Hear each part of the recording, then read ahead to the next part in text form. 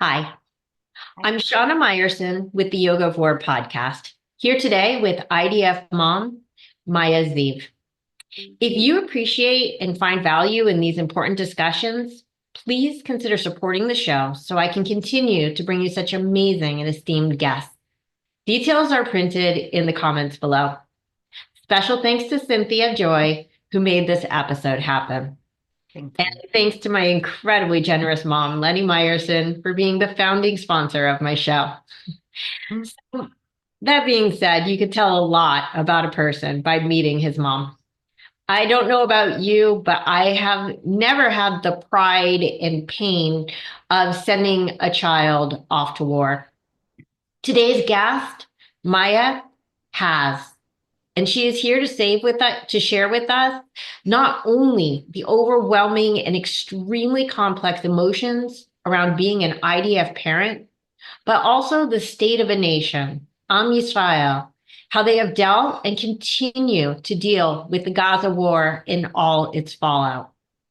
Today, Maya and I will discuss the hope, the fear, and the raw emotions of Israel's soldiers and the families who stand behind them. If you're a yogi or a yogini who thinks the Israel Defense Forces and the state of Israel are bad actors in this war, you owe it to yourself to listen to this discussion about existential wars and why they must be fought in the battle of good versus evil, Western civilization's war on terror. Maya Ziv is an Israeli mother of three and wife to Liran.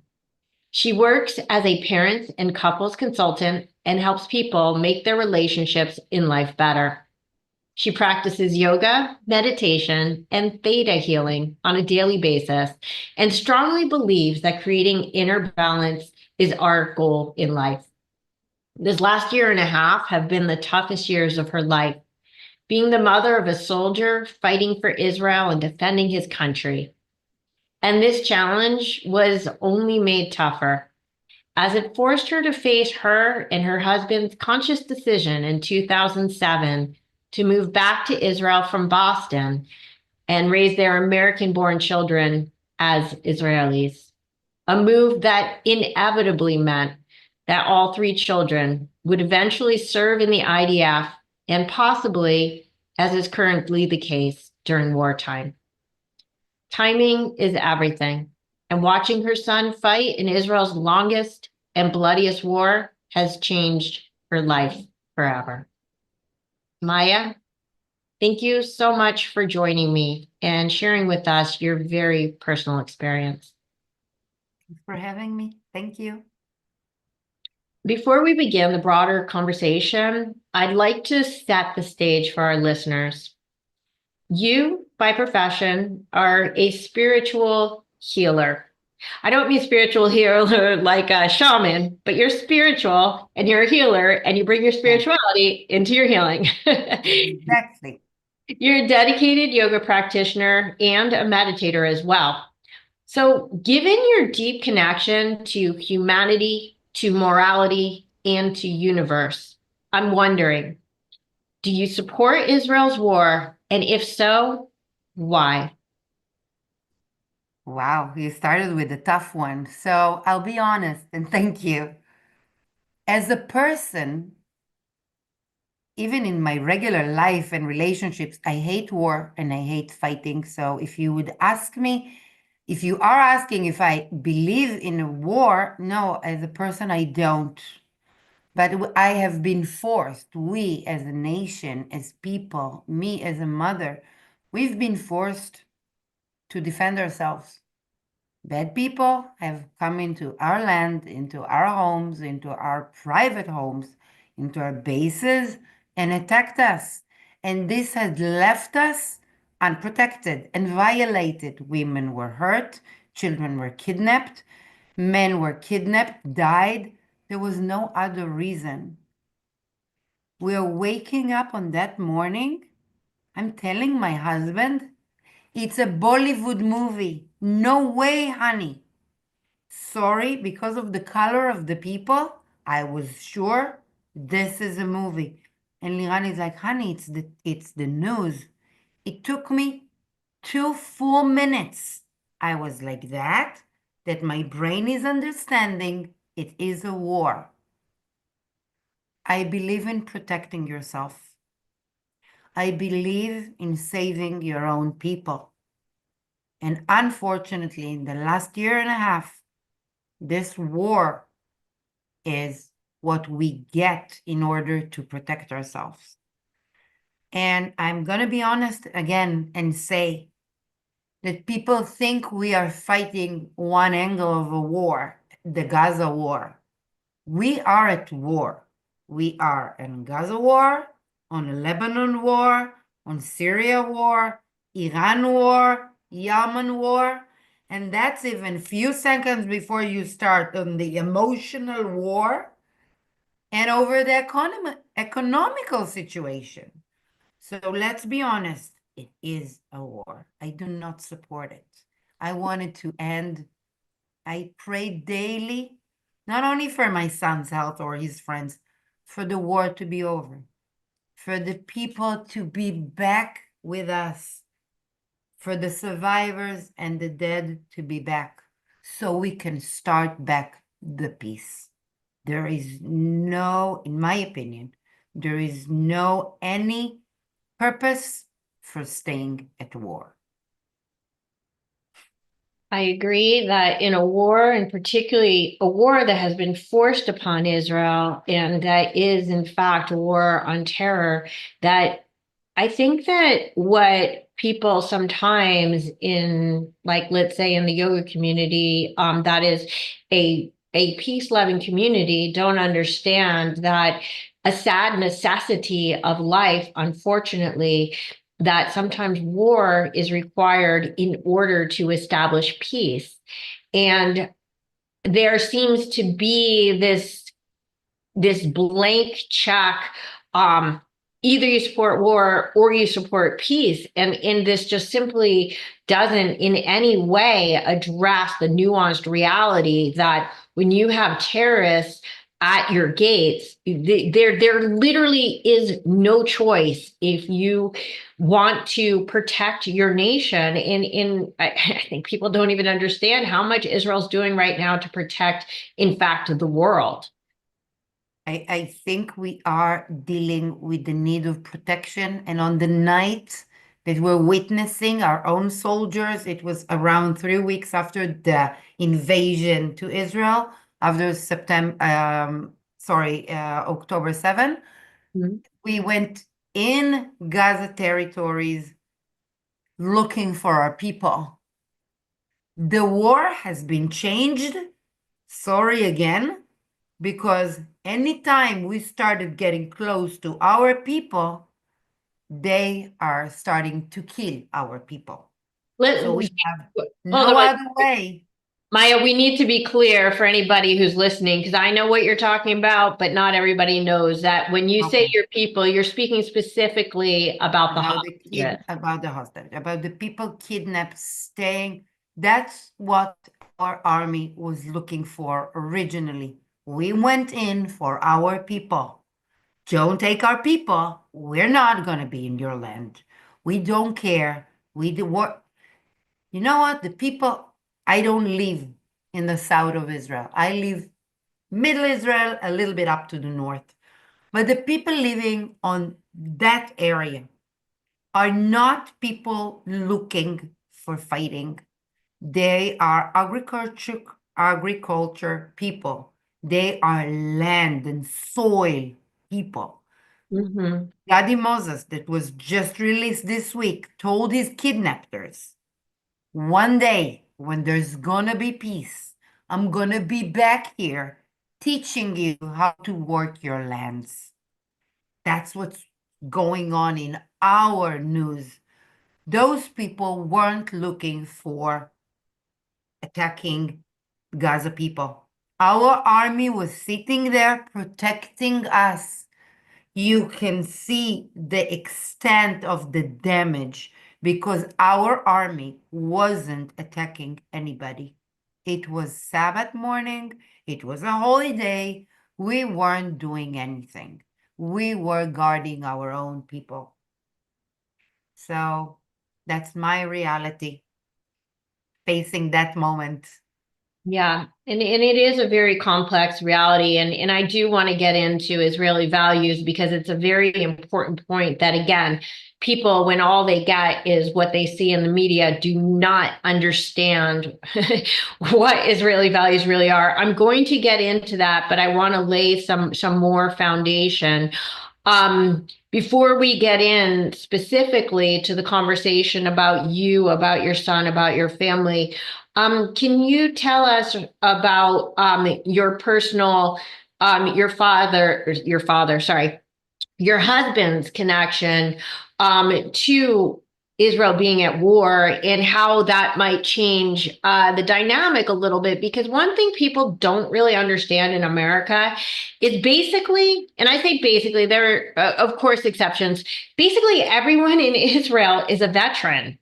Wherein in America, hardly any of us even know anybody who's ever served. I mean, it's a completely different mindset. People do not understand Understand. the dynamics of war, the reality of war, and how it affects society. So, I will start from a different issue. You know, our land as a country, as a nation, is 76 years old. We are a land of 20, I don't know, 2000 years, but we have 76 years of independence. And this means that we count wars in the last 76 years. We had like 5 or 6 wars. Each war was a few days, except for our biggest war. It was Yom Kippur War. It was 3 weeks. It was, if I'm not mistaken, 2,500 people were dead, soldiers. But it didn't come to the civilians, to the men and the women and the children in the houses. It was the soldiers fighting, soldiers against soldiers, armies against armies. And we're all veterans because this nation is so young. Everybody has somebody who fought one of the wars because we are a nation. Everybody serves the country. If you are secular, if you are religious to a certain extent, a really small group is excluded. This is a different story, whether it's right or wrong, but I'm not going into it now. We all serve the country. We all, women and men, I give 2 years, and men would give 3 years. So everybody knows everybody. Everybody knows somebody that was fighting a war. That's why everybody's a veteran. In my personal story, as a child, my family, we served the army, but the army wasn't a big part of my culture. Do your 2 years. I have an older brother. He did his 3 years. My father did. Do your thing and go back to work. It's an episode like high school. At my husband's life, it's a different story. My husband was born in the early winter, January 73. Israel Yom Kippurim War is October 73. Okay, 50 years before the 7th of October of 2023. And my husband's father was a high commander in the army. He was working in the army. He wasn't like the 3 years serving the army. He was a high commander. The war started. It was Yom Kippur. He was in Bet Knesset praying. He had to leave the house, kissed his baby, my husband, said goodbye, and left. At around 10 or 12 midnight, he came back, asked to go and kiss the baby. The baby stood up in his bed. He gave him a kiss. He said bye-bye, and he never came back. He died 2 hours before the end of the war. Between the 2 hours of the peace sections, he was waiting. He was the front line. down in the south. He was the highest commander.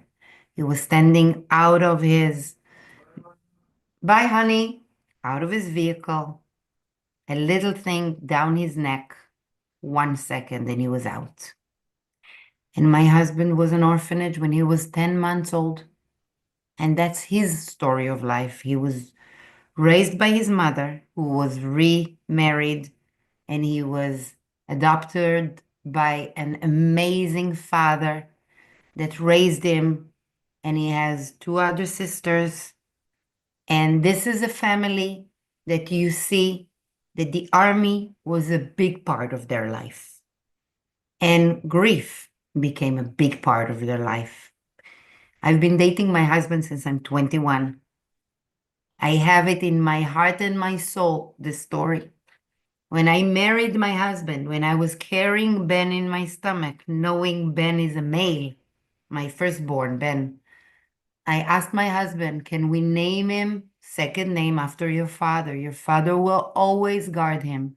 Wherever he will walk, your father will bless him. And I really do believe that there is a big reason why my firstborn chose to be a fighter. You can be a soldier. You don't have to be a fighter. He has this inner need to be in the front lines. He's saying to me, that's my job. That's my responsibility. Who's going to protect you? This is my job. And I think he has it from us, but he has it through a passage from a different generation, from another world. That's how I look at it, if you ask me spirituality. So we are a family that we don't need Yom HaZikaron, the Memorial Day, for memory. Right. I will tell you that my husband is 100% replica of his father. He was 9 months old. He cannot mimic face motions and hand motions. There weren't movies. He has only pictures. So that's our story. It's invaded the war and the danger and the sacrifice and the belief of the good of this country. And that's our family. Yeah, it's so devastating. And in later in the show, I do want to talk about the broader implications of war beyond just, the statistics, which is all we really get in the news, because they run so deep. And to say that war runs in the blood, it's not in a way that war mongering, it's in a way that Protection runs in the blood, not war. Protection. we share the responsibility of protecting our nation. That's really so touching in emotional for me, and I think that it actually begins to sort of drive the answer to my next question. So we're gonna go backwards in time, and then we'll come back to today. So in the early 2000s, you're an Israeli living in Boston. You're raising a family far from home. And in 2007, you and your husband decided to move back to Israel. Your son was 4 at the time, and you knew that returning to Israel meant that he and your other children would all have to serve and potentially risk their lives in the IDF after high school. This is a frame that, like, it just seems like the blink of an eye to any loving parent. So, Maya, how close was this thought of your children having to serve, possibly having to serve in combat? How close was it to the forefront of your mind when you made this life-changing decision to move back to Israel? It didn't even cross my mind, not even, it's not close because it wasn't even in my brain. And I'm going to be really honest. This is like one of the frequent questions that I've been asked from people, but honestly, mainly in the last year and a half and not in the last almost 20 years that I live back in Israel in the last 18 years. So the question is, why does people ask it now? And I will answer it. When you tell me that I would go back to Israel and you would tell me about serving the army, I would say, of course, it's just like you're going to ask me, are you going to celebrate the holidays? Of course. Are you going to see the sun? Of course. Are you going to visit the ocean? Of course. Okay. We live in Israel. We serve the army. But my army, the one that was in my brain, how close was it? So I'll tell you what was in my brain. Serving the army like serving the office. The option of having a war like the 73 war, the Yom Kippur war, wasn't crossing my mind, not for a second. And I wonder if I did, what would I think? Because if you ask me now, I have 2 more children going to serve the army. My daughter is going to enlist in 6 months, to be honest, 5 if we want to be correct.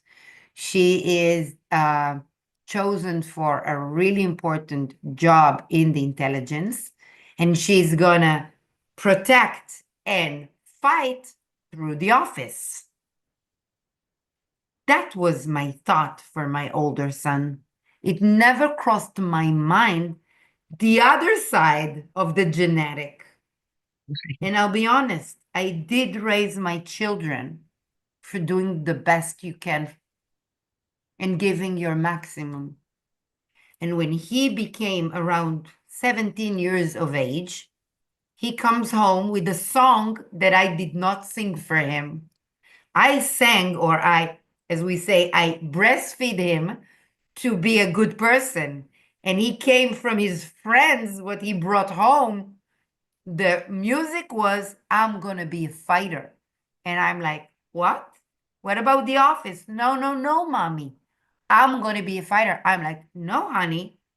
People who fight, they lose their life. He's like, no, mommy. Grandpa lost his life. Everybody is alive. I'm going to come back. It was 2 years before the war that he had set his mind and put his goals. That's why I said it's a different song. I didn't sing this song. I sang a different song. I sang the office song. And when you have a child being raised in Israel, what they push each other is how meaningful your service is going to be. What are you going to do for your country? What's your qualities as a person? And he's standing in front of me and said, I'm really smart, mom, but I'm really strong. Yeah. And they need us, the young, strong men. And I encourage, mom, and we're going to do it. You look at it and I'm like, that's what my song that I gave you, that I sang to you? No, honey, that's the wrong song. Go. Yeah. You can't go against a 17-year-old and tell him that you raised him to love your country. So in the last 2 years, before the army, I already knew I'm having a soldier who is going to be a fighter. And he did everything within his power to be accepted to this elite unit that he is in. This was his dream. And then he's been accepted. And in my brain, maybe it's going to be easy. Maybe it's going to... Okay. And then starts the war. And then we're facing this reality. Yeah. Okay. He chose a really, really dangerous path. And this child is really important. So you have mixed feelings. It's really dangerous and you're really proud. Of course. And so it's interesting that you would say that like the mother's milk was the milk of like an office job, but then you also say that he previously that the warrior was always in his blood. And so these are the lions of Israel. But let me go back even further, okay? Because I'm going to assume he had like a typical Israeli childhood. And many people by now have seen how, like, the people of Gaza indoctrinate their children from birth, not just to hate, but to literally slaughter Jews wherever they could find them. It's in the UNRWA textbooks as well as in their mass media. They use Sesame Street style puppets and cartoons to glorify terrorism and martyrdom as the ultimate goal in life. But this So, is not the way Israeli children have been okay. raised. So my question is, what is preschool like in Israel? And at what age do children in Israel even learn about the Israeli-Palestinian conflict? And how is it generally presented to them? I think you're going to be shocked for my answer. I'm going to start from the upper age and go down. It is forbidden in the army to speak about your opinion of right wing, left wing, for the Arab people, against the Arab people. It is forbidden. You're in the army, it's a closed subject. One stage before would be high school. It's an open subject because we have one subject, like you have math and you have English, we have Israel democracy. And you have to go into a test for that in your application. So in high school, it is open subjects, not terrorism. We're not educating them against. The subject for talking is open. It's not in the books. Look, Arabs are bad people. No, we talk about the conflict openly in high school. Middle school, I have a child in middle school. Middle school, you must learn Arabic. It's a mandatory language for minimal 2 years. Wow. 7th grade and 8th grade. All my children learned Arabic in school. They have to. Do you think we do it in order for them to then kill them? No, we do it for communication. We do it because we have a lot of Israeli Arabs living in Israel, living among us, living with us, sell in the stores, and we talk, and we are neighbors. Where I live, a lot of Arabic villages around. So we teach our children, because we live in the center of Israel, to be together. And that's Israel school system. Elementary school, no one speaks about this conflict. And preschool, whatever the ages, no. So There's no indoctrination at all. And I know that the when it comes to what is taught to the younger generations in Israel is just about pride and defending a nation. It's never about terror or martyrdom. But so you're saying it really starts preschool, or there's none, elementary school, none, middle school. middle school, learn Arabic, so you will have the opportunity to communicate. High school, operate your own opinion, start making your own options, because when you're 18, you're supposed to vote. Right. So you need to understand, because this is deep in our parliament, this dispute. And then at 18, you have to serve. Yeah. But you weren't serving against, you were serving for. That's the way. And in my son's experience as a soldier, it's a fighting time. So everything is mixed up. Is how do you, and my son is saying, Mom, when we fight, we see civilians, we see families. We have orders, clear orders. We keep them safe. Of course, there might be mistakes. I'm sorry. I'm sure, like there are mistakes that people on our side are hurt.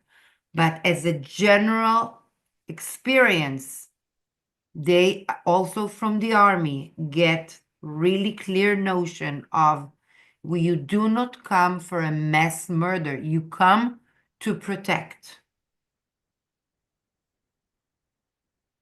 It's Yeah, different. absolutely. When the IDF trains its soldiers, I mean, there's a vast focus that I don't know that any other military has on morality, integrity, and even Jewish values. I don't know if it because I've seen a lot about it online, and I don't know if that's evolved over time or how deeply you understand what goes on with that kind of training. But can you tell us a little bit about the training and reinforcement of the IDF specifically when it comes to the IDF code of conduct? What do you mean code of conduct? Like what you're saying about protecting civilian lives and that because I so give you, for example, I don't know the word of it in English, but there is a little stopper, a red, like my color, a little red stopper in the rifle. There is a law that when you're on Israeli soil, and even now in Syria, which is a protected soil, you have to have this stopper. Mhm. Why do you have this stopper? So there wouldn't be even a mistake of something happening. Because when you are on a safe territory, you're not in an attack position. The way that they teach them, and that's why other nations use children and women to protect themselves. They teach our soldiers when there is a child or a woman, you cannot fire. What are the other side doing? Bringing human shield just for that. So we as a nation are having a big issue with mistakes because we have clear rules what is not supposed to be done and what is supposed to be done. And our soldiers don't spend their days picking on people. You can see lines of civilians being walking. A few months ago, they were walking down, and hopefully this week they started walking up. You see our soldiers standing on the sides and protecting that. No fires, no humiliations, no laughing on people. You would see Israeli army soldiers picking up stuff, helping them because they understand the humanity. Those people don't have homes. Those people are suffering the results of what we're suffering on our side of the borders. They're suffering because we're a strong army that have destroyed their home. We are not going to destroy their pride. Oh, that's beautiful. And it's such a stark contrast to what we've seen with these hostage releases that have been just such an abomination. How Hamas has been intimidating and humiliating our hostages even as they're being released. You don't see any of that coming from the Israelis. I'm gonna ask you if you heard on the Arab side TV when they were waiting last week. They were waiting for Israel to open Netzarim, and Israel wasn't opening it because Just there just really quickly, so because not Yeah, there everybody. was there was an issue with one of the hostages. So the Arab people are asking, who is this woman? Why does all the nations stand behind her? We stand behind humanitarian. The women, this one woman counts as a country for us. The minute they let her go, they freed a full nation coming up. We look at one person as a nation, and other countries don't look at that. And that's the humanity of our soldiers. They see one child, or one man, or one woman. They seize their fire first. And that's why we sometimes get hit Yeah. because of this thing. Yeah. Yeah. So I before I get into sort of the sticks on this, I just want to ask one more question about being a child in Israel. Um, I don't even know how if this is something that could really be answered, but at what age do you think Israeli children realize they're gonna have to serve in the military, and what kinds of questions and emotions come up for them when they do? It's Like, obvious to them like the air that they breathe. okay, So they grow up into it because it's out in the open as a conversation. So there isn't an age. And I can tell you that in the last 2 years, being a soldier became much more popular. Not only at costumes at our Halloween is Purim, at our holiday of costume, being a soldier is actually being a hero. sure. So as a child, that's the way usually children look at. And then when you become a teenager, that's when you usually separate. This is where you build your own opinions. You either decide you're going to be the best soldier you're going to be, or you said, I'm going to do the simple, easy little job, finish with that, or even get off the hook and find myself. So it's like breathing. You know you're going to breathe at the age of 18, okay? It's normal. It's not even a question here. Okay, so you have three children. At no point when one of them was 5, 7, 9 years Oh, old, they didn't ask any questions or express any fears or no, my children were like they when my fighter son, when my 20-year-old son was 8, he was introduced with cooking. And he loved cooking, so he said, I'm gonna be a cook in the okay. army. And then when he was 15, he was dreaming about being a driver. Yeah. So, what I'm going to be in the army? I'm going to be a driver. Okay. When he became 17, he understood the war. He understood the world. Sorry. He understood his body, understood his character, and he said, I'm going to be the best warrior I can be. I'm going to be a tough soldier. I'm going to be an elite. And I'm like, what? Okay. And I'm like, okay, he wanted to be a cook. He wanted to be a driver. Maybe Right. he could pass this test. Okay. So Didn't I pass. understand. They don't see it any differently, as you mentioned in the very beginning than going to high school or going to the beach. It just is, I and will it's tell you not something. Not everybody in the States goes to college. So it's a question, when do you, right. in Israel, everybody goes to the army. So Sure, sure, when are you going to go to high school? Everybody goes to high school after the end of the sixth grade or the sure. ninth grade. Got it. It's the same. Interesting. Okay, I really want to clarify for listeners because again, I think that people don't, especially people who have never been to Israel and only get their information from the mass media. There's been so much false equivalence, dangerous equivalence attributed to the people of Israel and of Gaza. On the international and diplomatic scale, the ICC has made the grotesque equivalence between Benjamin Netanyahu, a democratically elected head of state, and Yahya Sinwar, one of the most infamously nefarious terrorists that used to walk this earth. The strategically deceitful media has often conflated innocent Israeli hostages, such as now 2-year-old Kfir Bibas and 86-year-old Shlomo Mansour, with terrorist felons who are serving multiple life sentences for massacring masses of Jews.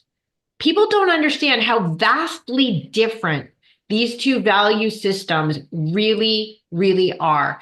So, on a more granular and human level, while the internet is filled with Gazan mothers who call sacrificing their own children, their babies, as martyrs, as being the greatest honor on earth, you would never see an Israeli mother saying the same.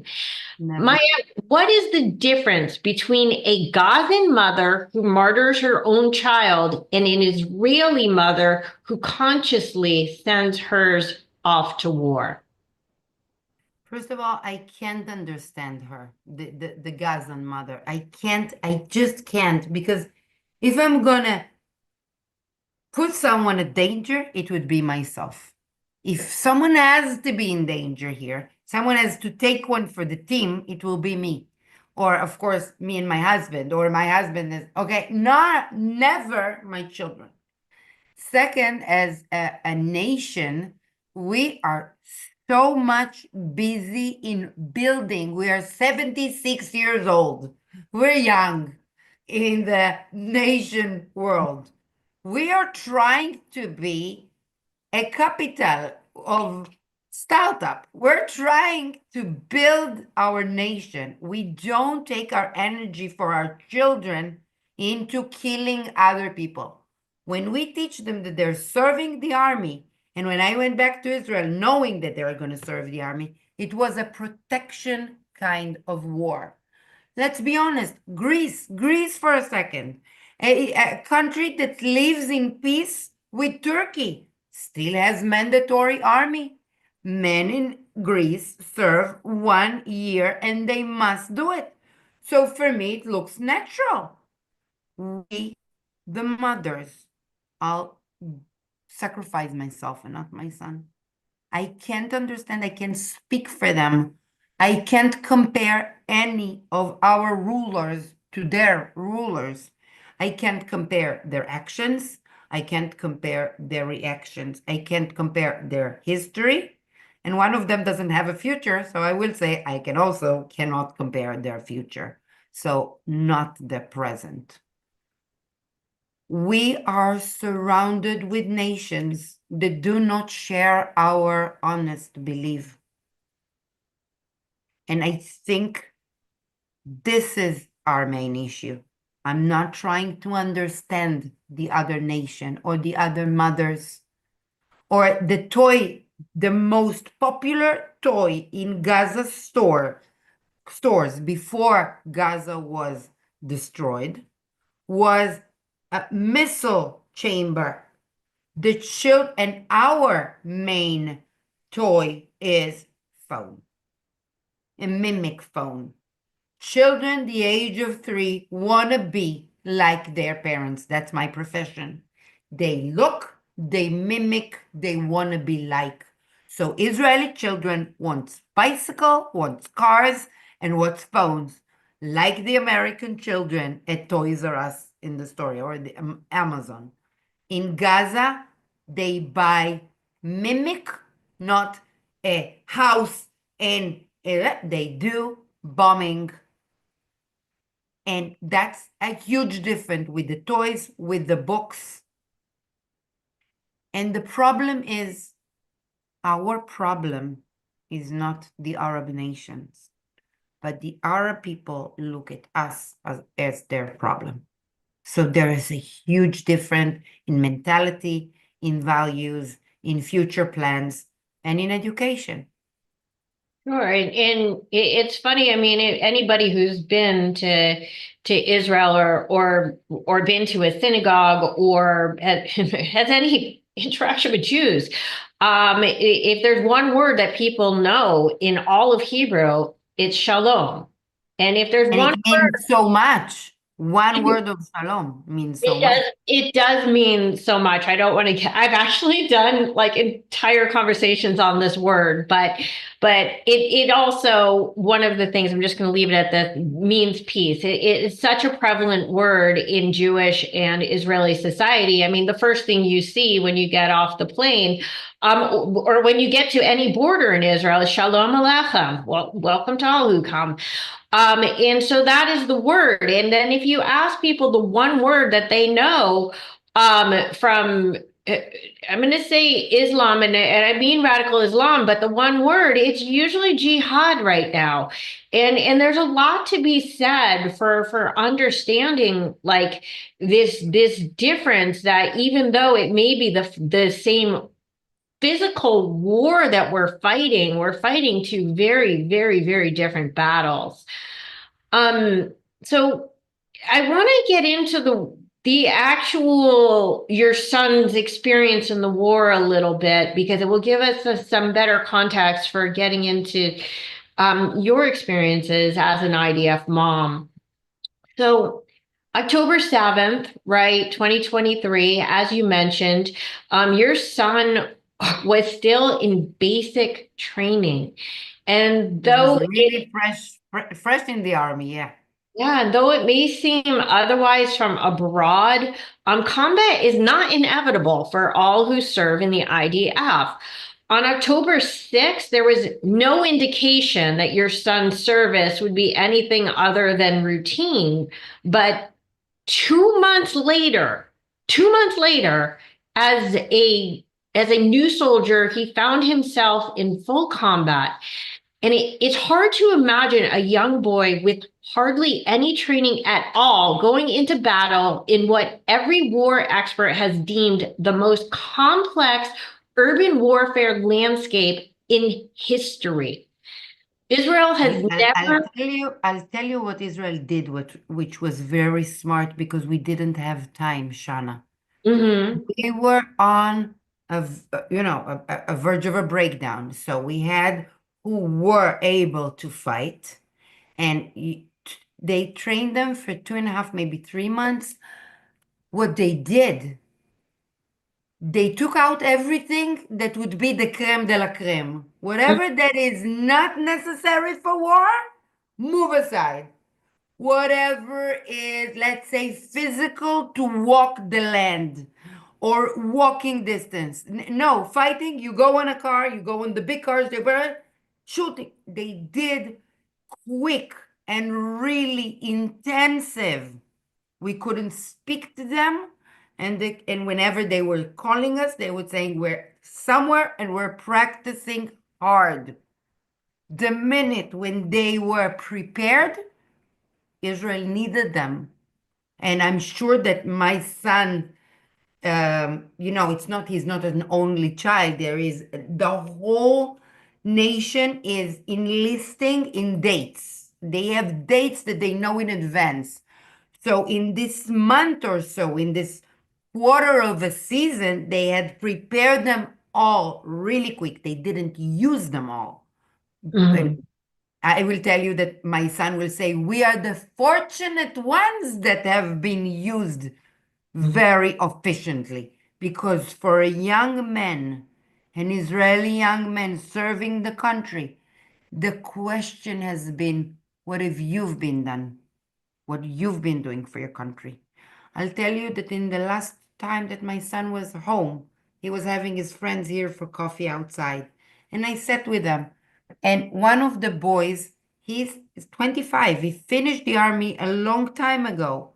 And he said, I was wounded. And until today, I regret I didn't do what you guys have the chance now to do for them. They are writing history and they're making a difference. And any person in life wants to be important. And that's what they feel. For me, it's endless hours of praying to God for protection, not for winning, for protection. I always look at it from a protection point of view. Sure.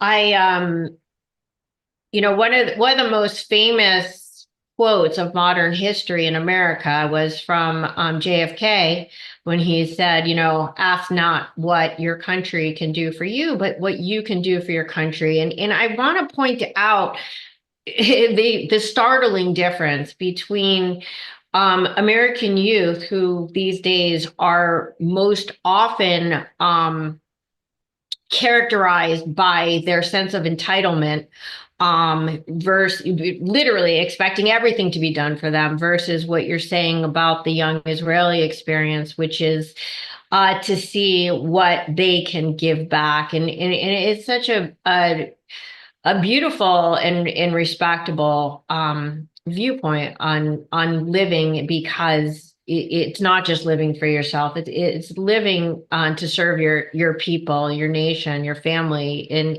it's yeah. I'll be honest and say, as a mother, I'm not making it pink, okay? I'm going to be honest. Yeah.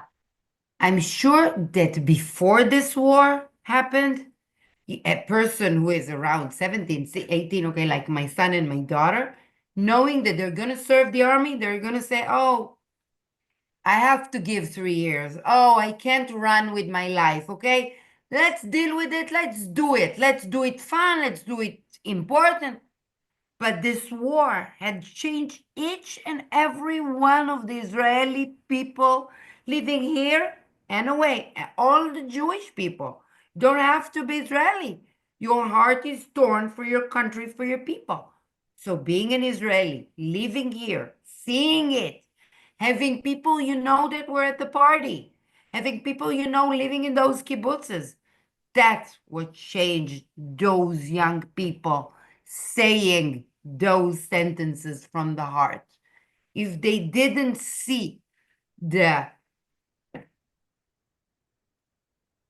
results, the bad influence of hatred, I'm not sure that those young people are going to speak differently than the American children, because it's mostly really close. Sure. And even on October 7th, the fact that 150% showed up for service, meaning more than even were called up, showed we were at a something of a crisis, really, because of the judicial reform stuff, where people in society were saying they weren't going to serve and reservists weren't going to show up. And then here comes the war, and everybody's like, Everybody, what can I everybody. do? I'm going to ask you a question. There's Yeah. another difference that I don't know if you ever thought about. Did you think about the location of the war as an impact? Because in my opinion, it has an impact, and I will explain. Let's say the Vietnam War. The Vietnam War is thousands of kilometers. It's not in your backyard or in your front yard, which basically what happened to us. Second, not everybody is sending somebody to the Vietnam War. Everybody has a 100% connection for this war. We are a small country. The missiles are attacking 70% of the country. Up north, one war. Down south, another war. We're all in it. If you're not there, you're not there. So Israel as a nation is protecting herself. Yes, the location is very important, but I would argue that, and a lot of people are using the Vietnam analogy, particularly in response to the level of unrest that it caused on college campuses. I don't want to get into that right now. No, me neither. I'm just saying this is far away and this is in our, it's like New York is I invading Massachusetts, okay? It's in your backyard. It's there. And everybody in Massachusetts is involved. sure, It's, we're the size of Rhode Island. We're small. I understand that. The point that I wanted to make is that it would be more, it same exact concept, but more appropriate to compare it to the war on terror that followed 9/11, when they actually did invade America, when they actually did kill 3,500 approximately people. But again, like, because of the proximity, the war in Israel, it's an existential war, wherein the American war on terror was more, in this is going to sound like a bad thing, and I don't think it's a bad thing, but it was more a war of revenge. You do this to us, you're going to pay the price. But in Israel, people do not understand that when you have terrorists Yeah. on every border, and I do say every border. I'm sorry when people are like, oh, but you have peace with Egypt and you have peace with Jordan. Okay. There's terrorists on every border. Hard stop. It's the end of the story. And people cannot understand what that means for a tiny country to be encroached upon by the Arab world that is 500 times larger. Bigger. Exactly. 500 times in any direction. You're talking about people who want to destroy you. And without that context, there's no way for people to really fully understand the discussion at all. So Anyway, Maya, I actually, interestingly enough, the reason why we're having this conversation in the first place was to actually get a little bit into who you are and what your experience has been like as a mom, as a conscientious human. So, like again, I've never sent a child to war. I can only imagine what this experience has been like for you and your husband. And you're both IDF veterans, so you guys have again like this unique perspective that American does not have. Sending your beloved child to war with no knowledge from day to day where he is or what he's doing, facing brutally ruthless terrorist enemies. I know that the fear of death is everywhere, and I have to assume that basic things like sleep become an absolute luxury for you. Yeah. Can you tell us a little bit, Maya, about the complex emotions? We started touching upon it. This dizzying swirl of pride and anguish that you've been experiencing this last 16 months. So I'll tell you that I feel as a person that I lost, let's say there are like 400 different emotions. I lost 300 of them. I had fear and anxiety and worry and anxious and cry and hope. Maybe like 10 emotions. Everything. And to be honest, it's a process diffusing it when your son is coming back home. It's sending him, it's holding it, and when they come home, the change process in order to go back to your life. I had an honest conversation with my aunt the other day, and I said, I think we're really just starting now. And it is an ability that is getting better because of the hostages coming back. So it's all connected with the war and the hostages together. So about the emotions. Basically, you stop feeling anything because your brain cannot hold two thoughts at one time. And there is one dominant thought. Our life, it's the end of the world as we know it. That's the song that was running in my head all the time. It's the end of it might be the end of the world as I know it. Someone is gonna get killed. And you're worried for your son, you're worried for his friends because it's a chain, because if something happens to them, then his soul is destroyed, and then it's like a house of cards. Everything is gonna fall. So basically, and wherever you turn around, then you have this friend and that friend, and her son is doing that, and her daughter is doing that. And everybody, it's like a pandemic. It's like the coronavirus. You're going to get close, you're going to get hooked. And I think that what I had to do as a person is to figure out how I deal with it, because I'm a person that works with emotions. And my job is to give my heart and my brain to other people. How can I give you my heart and my brain when I don't have them? When they have been kidnapped by my anxiety. So I have been challenging my thoughts and my emotions and my energy into good things. I was talking to the moon. I was using the moon. I was believing that the moon is gonna send the same moon that you can see from my window.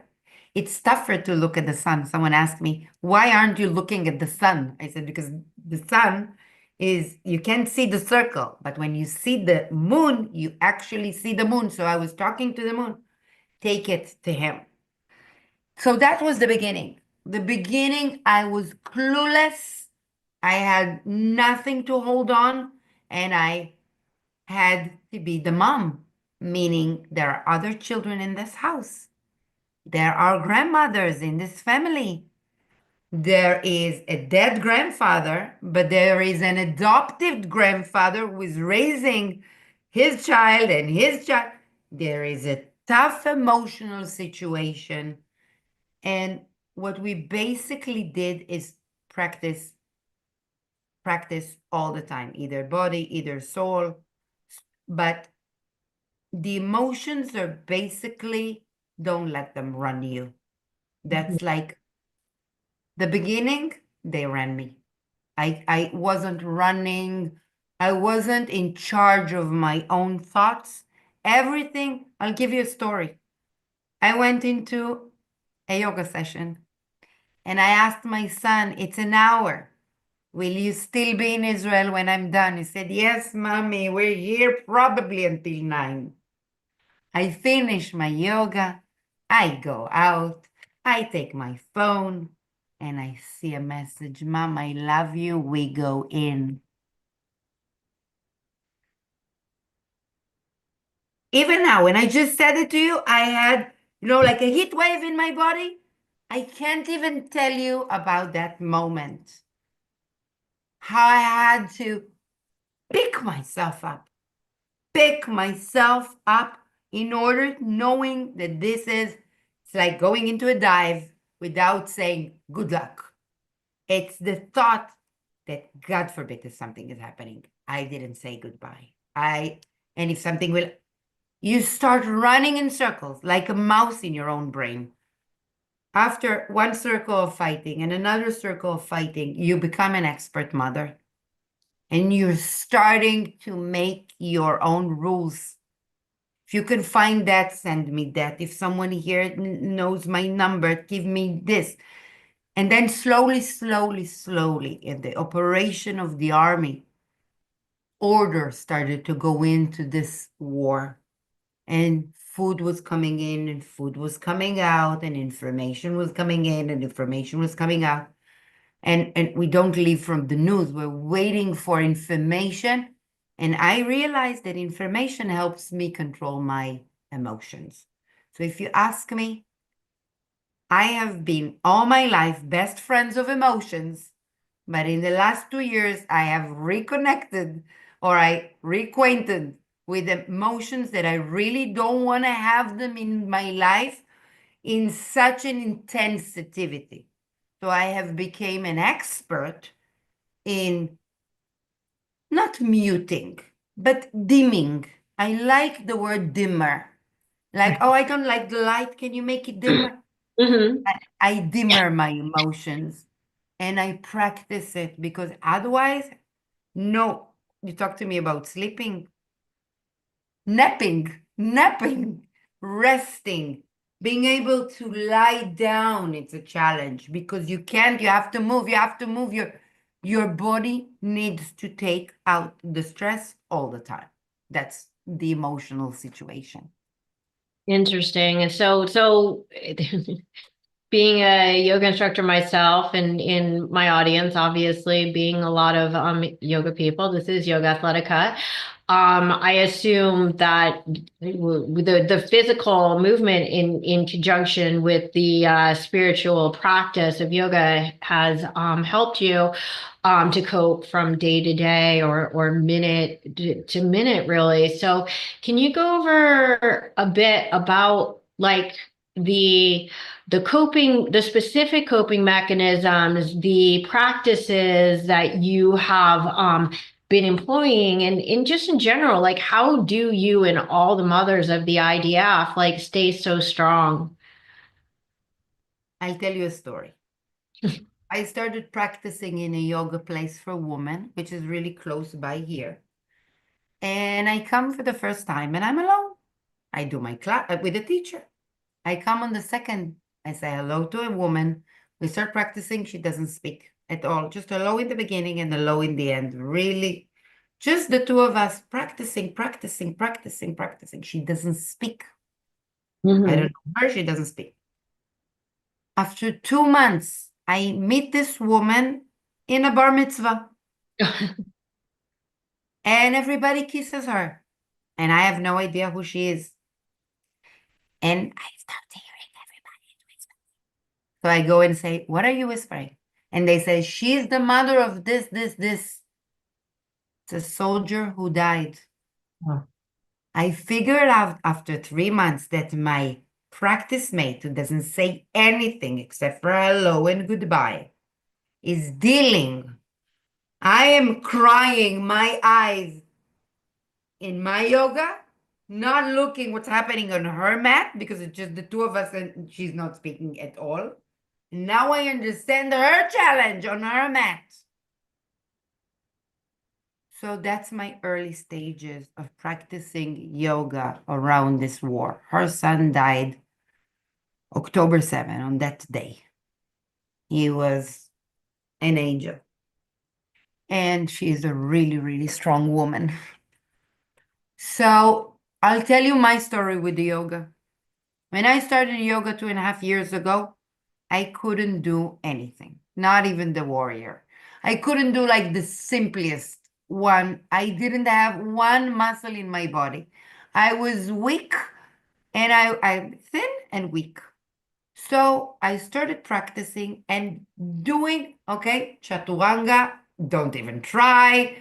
I'm really, really good. Like my favorite was child pose and rest pose.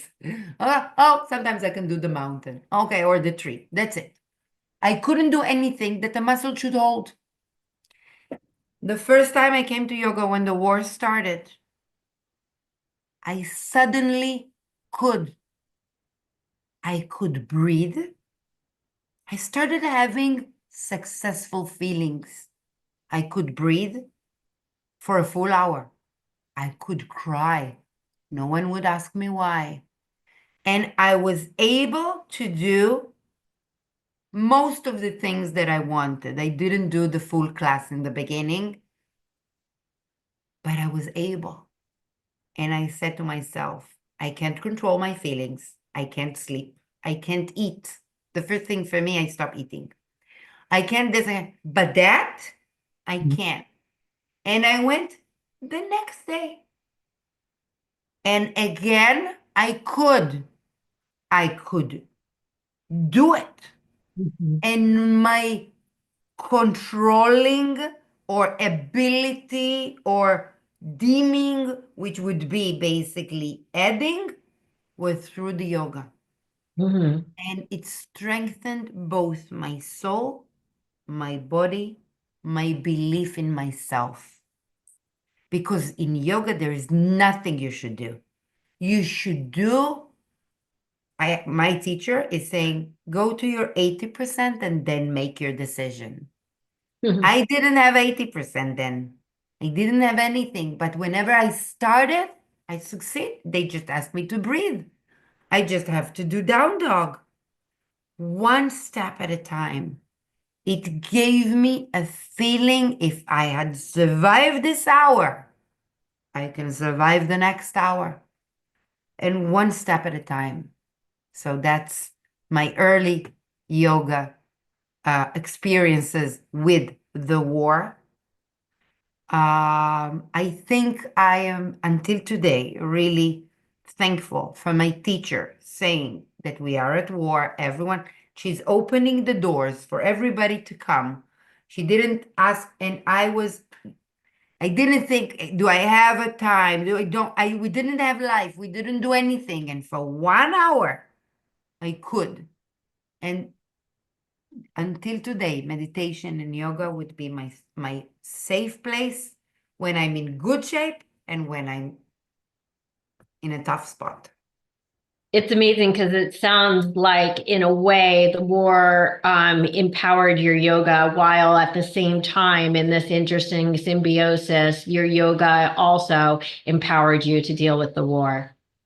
Perfect analogy, because if I can do that, then I can deal outside too. Yes. And I would sit hours and meditate in pieces. And when I would meditate, sometimes I would say, okay, choose one pose. Take one pose that you want to feel that you can. So, in my opinion, it became my safe place really early. because I had the feeling that I can't do anything except for sitting and worrying. What I wasn't doing when I was yoga, when I was meditating or practicing, is worrying. Not that I would forget for 1 second that he is a danger, but I could hold the worry with something else. And that was an amazing feeling that I wanted to duplicate because it made me feel alive and able to hold it. Absolutely.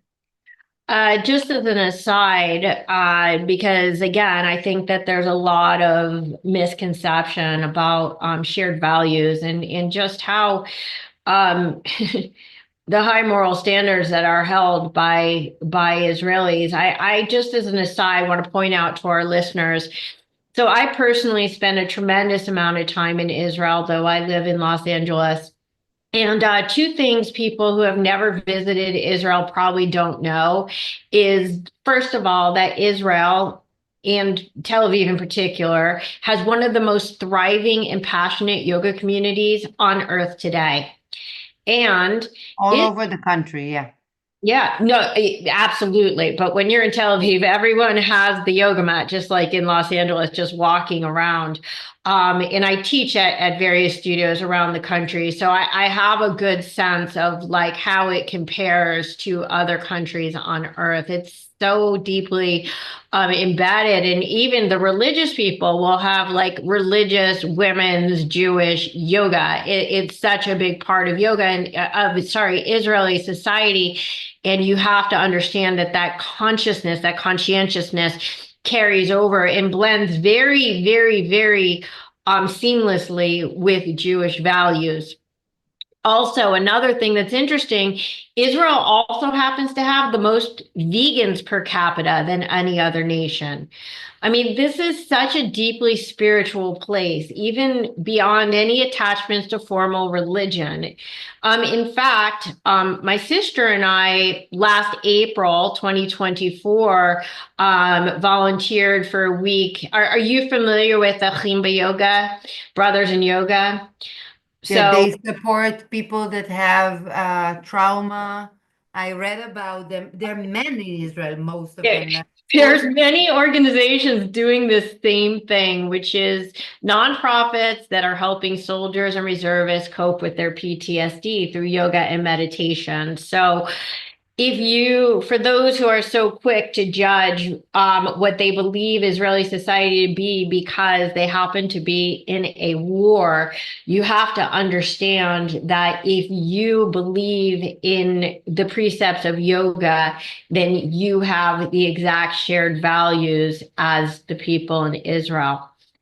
So Maya, you touched upon actually a lot in the last few minutes about this this fear, right? That will always follow, knowing that you have a son at war. I can't again, like I can't imagine You a know, I mother. still carry this fear even now. He, Sure, they don't come home at night.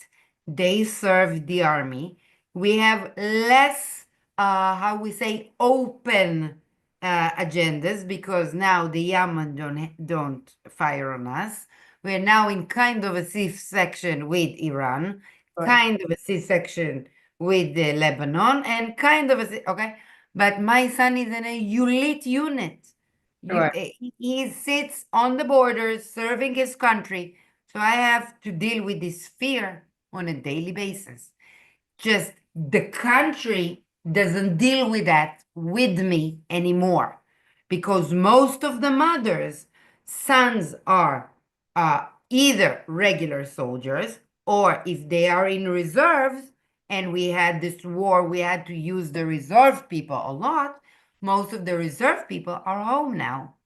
So out of the people who are being in the war, who is now still at the war, is the soldiers who are doing the 3 years mandatory service and the high commander. And I belong to the Right. unit. My son is, as we say, halfway. He did half of his service and he has another half. I wish that the second half is going to be less challenging. That I can go back to being, that's a humor word, but that I can go back being a mother of three and not a mother of one, with the attention that this war is taking. It's taking the whole family, not just me. Yeah, absolutely. I'm going to ask a question. I literally have no idea what your answer is. No idea. But I going back to these very human fears. One of my favorite quotes is that fear is faith in the negative. And I know that fear is inescapable in a situation like this, but at the same time, I feel like you're somebody who also carries a tremendous amount of faith. And when I say faith, I don't necessarily mean religious faith, but it can be that too. Um, I'm just wondering what role, I know the role that fear is playing in your life. What role is faith playing to maintain your strength right now? Actually, in my opinion, it's like the remedy for the pain is hope. The only way I know how to deal with anxiety, fear, sleepless nights, bad thoughts, tough emotions, or as I told you, having the feeling that I can't, that I won't be able to hold it. That's what happened to me. The only way to deal with it is hope. And if you ask me how I raise my hope, so I can't say we're seculars, though you see I don't have a hair cover and I'm wearing pants, but I'm a really, really spiritual person. I Mm. believe in God. I believe God is protecting my child. I we bless as a family for Shabbat. I light the candles and then we eat whatever we want to eat. And we do drive and light the fire. So we have our way with, not that we're not Jewish, we're all Jewish, but the way we practice Judaism. But to be honest, in my house, we really practice belief in three different ways. Both my husband and I, we go in through the Buddhistic way in the last 14 years. Okay. So Buddhism and Judaism are really, really, really close, and they really get along. We tend to joke that the only mistake for Buddha is that he couldn't find God, that God found God before him. Okay, so I practice meditation and good positive thinking and helping people and controlling my thoughts as a remedy for my faith. And a few years ago, I was introduced through my being a therapist. I do family constellation, I use other spiritual methods. And then I was acquainted with a method called Theta Healing. And I'll tell you and I practice it daily. I work with it and I practice it. And I tell you why I love it so much. Because Theta Healing connects you to the universe. It doesn't connect you to God as being your religious God, but it connects you to a higher God that, it's a translation from Hebrew, that only loves you and only wants to give you. So if I look at this God and I am a child of God and I am in danger because my brain and my soul is saying to me that I'm in danger because my son is in danger, then I practice belief in bigger values, bigger picture, that everything is for me. And my son is protected, and the moon is traveling the news, and God is protecting him, and his godfather, his dead grandfather, which is like a godfather, is guarding him. I practice believe in my beliefs, in my body, in the yoga, and through the meditation. That's my three ways. Theta, yoga, meditation. To be honest, everybody is telling me, you were always this way, but before the war, you weren't speaking about it that openly. You would say, oh, Maya, the parents consultant, Maya, the couples consultant. Now people say, oh, Maya, the spiritual person that would help you solve your marriage and parental issues. I look at it through what you attract from the world.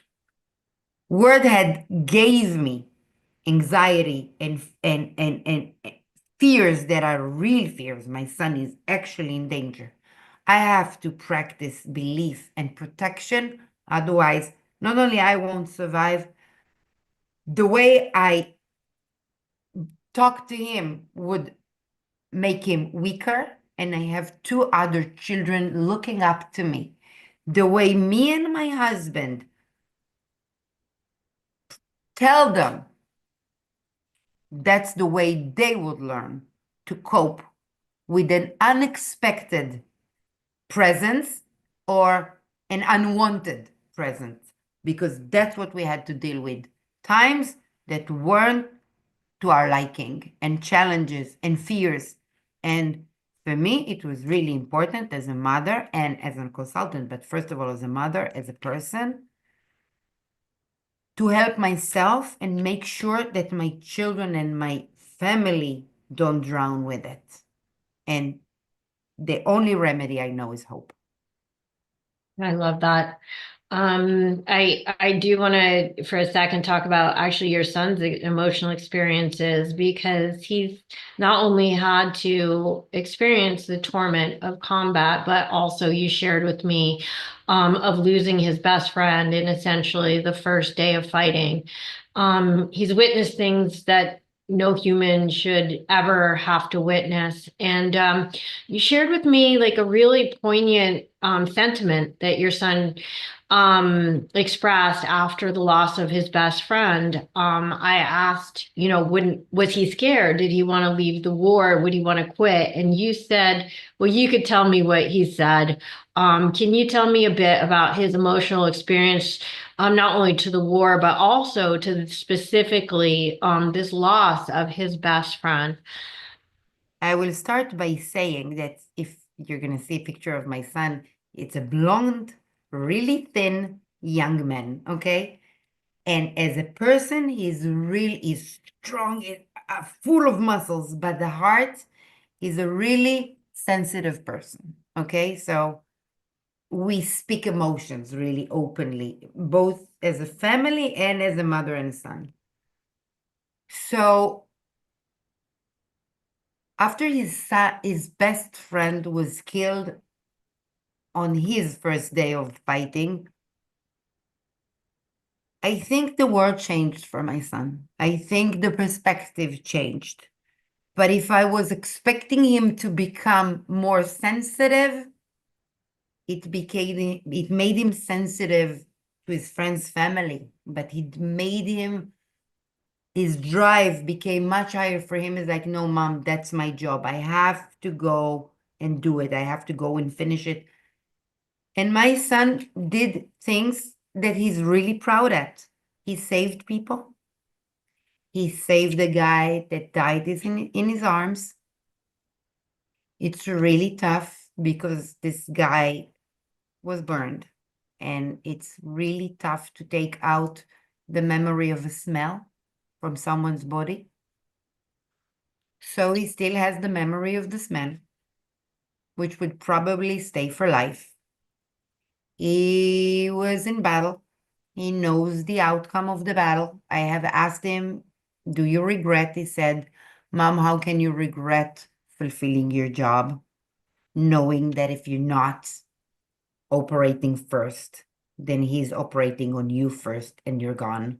So no, I don't regret. The men, they are not children anymore. The men that are our children, the men that I have raised, had became a sensitive, strong person. This had every Saturday night that he's home, he will go to visit his friend's family. Every Friday when he will arrive, he will buy 4 bouquets. First bouquet will go to the grandmother, to Liran's mother, who lives really close by. Second bouquet comes to me. Third bouquet goes to his girlfriend's mother who lives on the second street. He has a 3.5 years of relationship girlfriend. And the fourth bouquet, he goes to the grave to put it for his best friend. No 20 years old young man needs to carry it for life. That's the Israeli way. We are people of hearts. So he has dreams. I have an open relationship with him. I've sent him for talks. I am making his talks with him as a mother, not as a consultant. And I have my finger on that. I think for many years now, I will look from the outside to make sure that his soul is protected. Because I did not send I would cry in the beginning saying, they're making my son a war machine. My son is becoming a war machine. I think this was my biggest worry, that he would lose his soul, that he would lose his sensitivity, that I'm going to have an alive child, but not my child. It will be a machine of a war. And no, I have my son. I have an amazing, amazing, amazing young man showing me day and night what it means to be a Jewish person at 2025, because we have to protect ourselves. And that's what we're doing. Yeah, it's obvious that he's a man of a very strong moral character. And I remember that you specifically said to me that after the death of his best friend, that he said to you that fighting is like breathing right now. You don't Yeah, choose to fight. You just exactly. fight.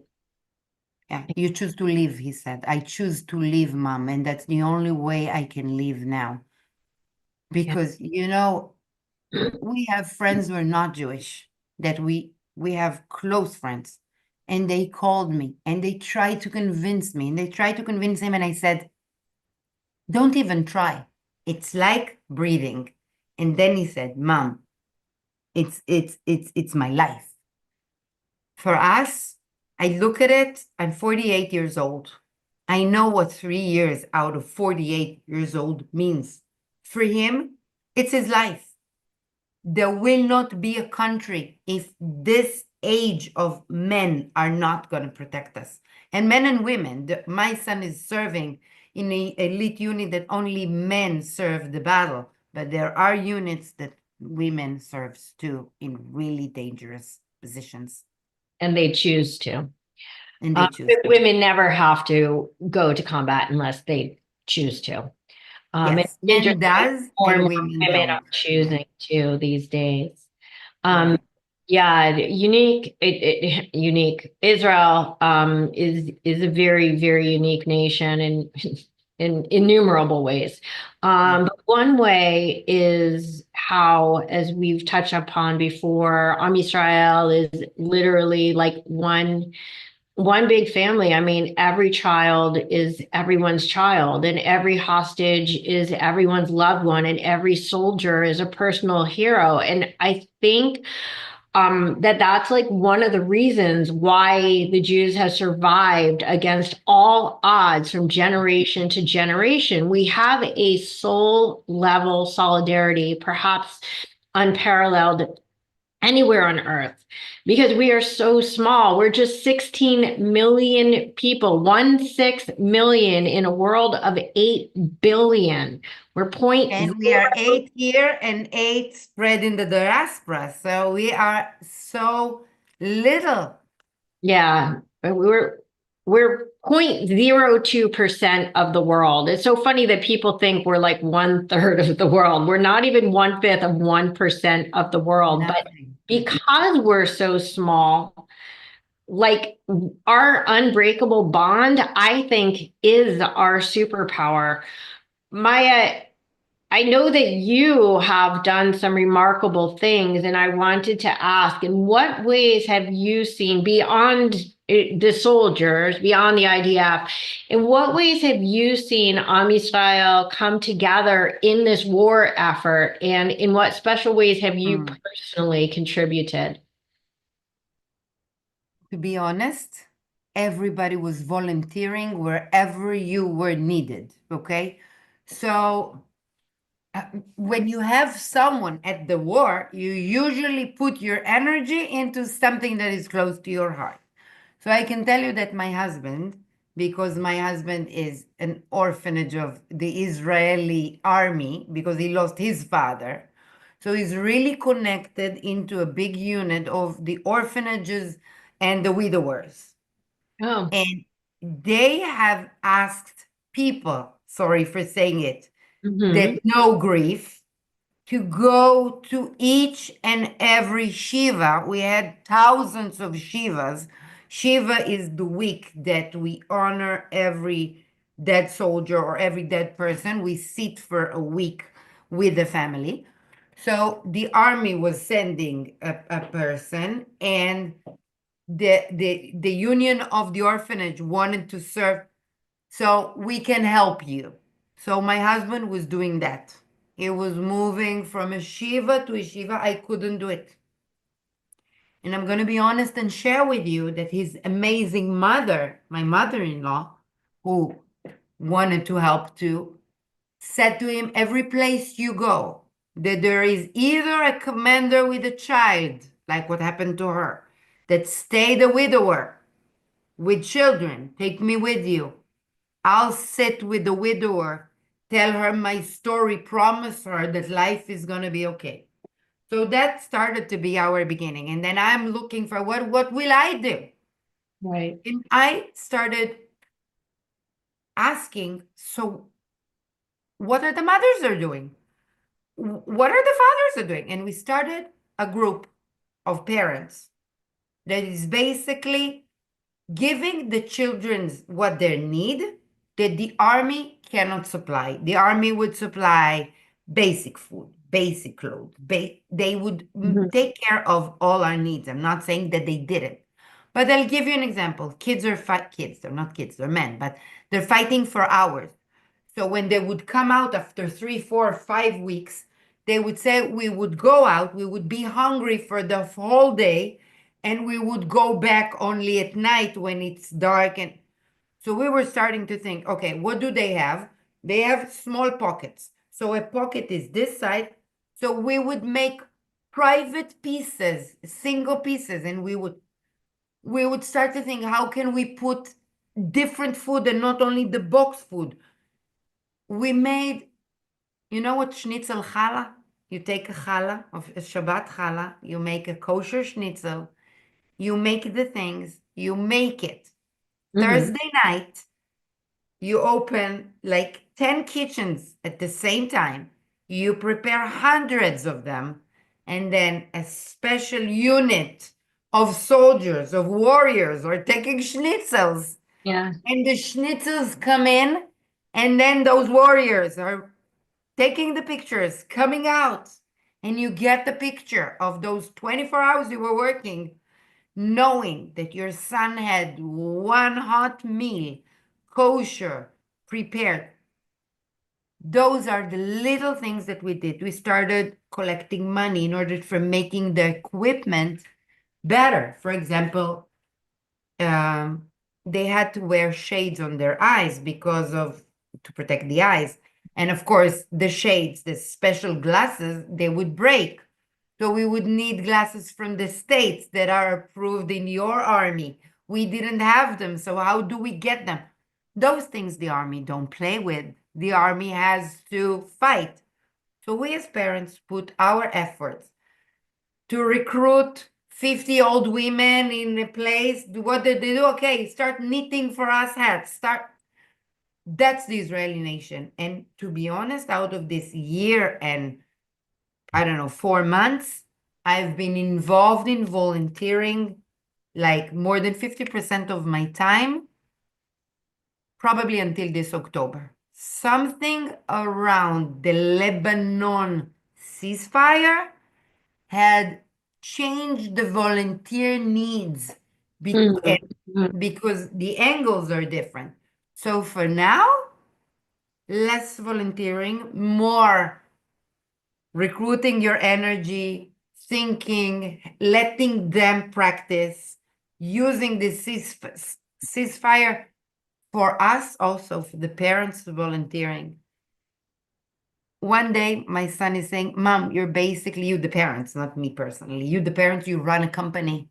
You have a bank account, because everything has to be legit, everything has to be fixed, everything. And when we do it, I do it for at least 30 soldiers or maybe 120 soldiers if it's the whole unit. Okay? You go on numbers that you need people and you have energy and you need energy. To be honest, you asked me what's my remedy for fear, and I said belief. That's one way to practice belief. If I deal with the size of the chocolate bar that will not melt in August summer heat in Gaza, that gives me hope because my son is gonna get it. That's how my brain is thinking. That's what makes me feel useful. And that's how I would run my days when I couldn't hear from him. I would send my message through the moon, but the moon didn't send the message back. Wow. I wanted to ask some questions about Israel post-war, but even more, I like to end these conversations on a high and hopeful note, which I think you actually really just beautifully provided. My hope in doing this show is that listeners have a greater understanding of how much Israeli values and Jewish values really line up with all Western values, how the value of life it supersedes everything. And I know that in a time of war, people can't always reconcile these concepts, but I hope that listening to Maya speak has helped to solidify that. Maya, before we close out the conversation, is there any other hope, any other message that you would like to share with our listeners? I think you already gave a really good one, but I really hope that if someone, even one person, changes his opinion over what it means for the real people who are fighting, not the media, the real people, then thank you for listening. That's what I want to say, because there is no hidden agenda. I'm just one person, one mother, but like me, there are hundreds and thousands of Israeli mothers just doing what we're supposed to do. Look at it from protection point of view. We really wait for new days to come. We have no wishful thinking for the war to continue. We just want peace. amen. Amen. May peace prevail. May it come soon, and may it come from all borders. I mean, Yes. it's just I think Israel is a nation that was built literally on Hatikva, the national anthem. Not Yeah. everybody understands that word, Tikva is a hope. right? Exactly. Right. And thank you for and to your son and to your family and to the whole nation for continuing to carry that torch. Thank you so much for those words, for seeing it and appreciating it. Thank you. Yeah. Last three words. Yisrael. Chai. Am Israel Chai.